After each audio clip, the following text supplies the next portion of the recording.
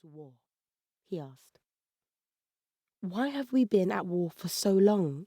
"Yes, Papa," I said, feeling my face heat up, then twist with discomfort, before a single cold, salty tear rolled down my cheek and into my mouth.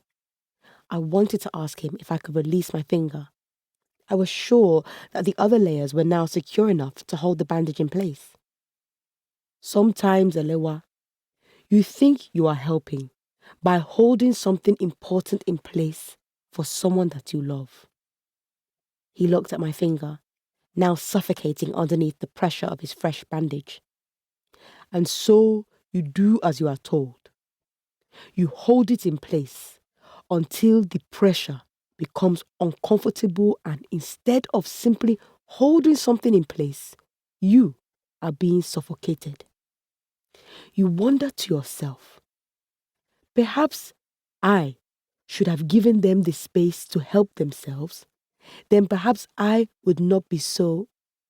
He supported my hand and pulled my finger out. Finally, I thought, deep inside this nightmare now. He sat back down. I still remembered the relief I felt as the tingling sensations came back to my finger, and yet I had no idea what Papa was talking about at the time.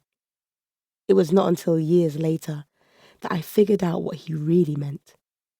Papa was my finger, stuck and suffocating in this war, only there in the first place with the intention of doing good, and the bandage was either his beliefs or his comrades', or maybe both.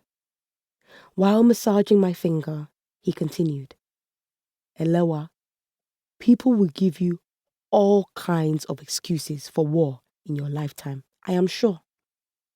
But really there is no good reason for war." He took a deep breath, stood up, and walked towards the boundary wall, wearing his typical house clothes, a faded indigo robe with a deep neckline and wide sleeves. He spoke the next sentence at a faster pace, as if he had practiced it before. "War is a result of bad choices, bad advice, and sometimes well-meaning people trying to help, who ultimately just end up making things worse."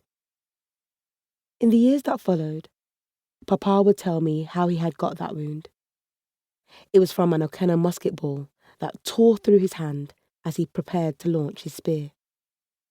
He told me that he fell to his knees, mainly in shock, at the speed and force of the weapon. He said that he had to be carried out of battle by a man called Diallo, who died on his return to combat just a few hours later. I know that Papa always felt awful about this, because while he was carried out for his hand wound, Diallo suffered a musket ball through the neck, and he lay there on the field in agony as people stepped on him and over him while the very life inside of him slipped away. It seemed there was no one around to close his eyelids or even say a short prayer for his soul. Diallo was special. He did not have to help Papa that day. His death made Papa realize that there were hundreds of special people being thrown into mass graves every day, who either could not be identified or who had no living family left. Papa promised himself that he would do everything in his power to put an end to the war. I thought about our entire discussion late into the night as I lay up listening to the sound of tree frogs filling up the darkness.